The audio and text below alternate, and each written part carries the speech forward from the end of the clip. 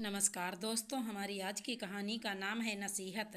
अंजलि के पिता दिनेश जी आज बाहर बालकनी में बैठे बहुत ही गहरी सोच में पड़े थे। चाय कब खत्म हो गई पता ही नहीं चला। बस ध्यान मग्न होकर कुछ ऐसा सोच रहे थे जो उनके लिए एक गंभीर विषय था। मेहता साहब, क्या हुआ? अब आराम कम फरमाइए। अंजलि की शादी को बस 15 दिन रह गए हैं। इतना काम पड़ा है घर में और आप बैठे आराम फरमा रहे हैं। पत्नी मालती ने दिनेश जी से कहा। नहीं मालती, बस कुछ सोच रहा था अपनी बिटिया के बारे में। दिनेश जी ने मालती को जवाब दिया। क्या सोच रहे हो? थोड़ा प्रकाश तो डालिए।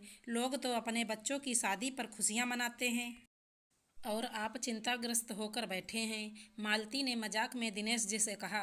मालती, क्या अंजलि नए घर में उन लोगों के साथ एडजस्ट कर पाएगी? और यह प्रश्न पूछते हुए दिनेश जी की आंखों में आंसू आ गए।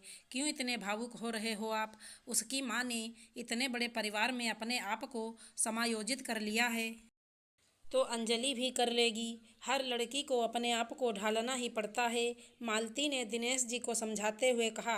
अभी दोनों बात कर ही रहे थे, इतने में उनके पुश्तैनी सुनार घर पर आए। वो अंजलि के लिए बहुत अच्छे अच्छे सेट लेकर आए थे। मालती और दिनेश ने अंजलि को बुलाया और उसके मनपसंद का रानी हार, जो कि बहुत कीमती था, उसको दिलवाया। अंजलि आज बहुत खुश थी। उसकी मनपसंद चीज़ें जो मिलती जा रही थी। तभी दिनेश जी अंजलि को समझाने लगे। अंजलि बिटिया, पहले समय कुछ और था, अभी बहुत बदल गया है। अभी इस घर में तो तुम्हें सब कुछ मिल रहा है, परंतु ससुराल जाकर हो सकता है ना मिले। तो वहाँ जिद मत करना, समय पर उठ जाना। मैंने अपनी बिटिया को आज तक डांटा नहीं, इसलिए मुझे बिल्कुल अच्छा नहीं लगेगा कि कोई मेरी बिटिया को डांटे। नहीं पापा, आप चिंता मत करो। माँ ने मुझे नसीहत दी है कि पहले कुछ महीने तक ससुराल के घर का खान पान, रहन सहन और रख रखाव समझ लेना। उसके बाद उसी हिसाब से समायोजित हो जाना और समय समय पर अपने भी विकल्प देते रहना। अंजलि ने अपने पापा को उत्तर देते हुए कहा।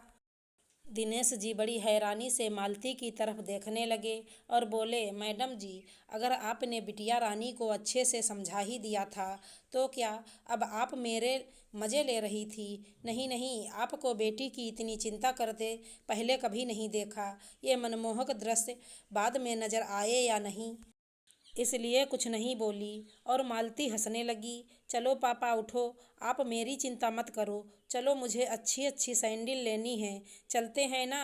अंजलि ने दिनेश जी से कहा। चलो मेरी बिटिया, तुम्हारी इन्हीं आदतों से तो मैं डरता हूँ। कितनी डिमांडिंग हो तुम, तुम्हारी बहुत चिंता रहती है मुझे, क्योंकि मैं अपनी बिटिया से बहुत प्यार करता हूँ। ये कहते ही दिनेश जी उठकर खड़े हो गए और सपरिवार बाजार के लिए निकल पड़े। आशा करती हूँ हमारी कहानी अच्छी लगी होगी। धन्यवाद दोस्तों।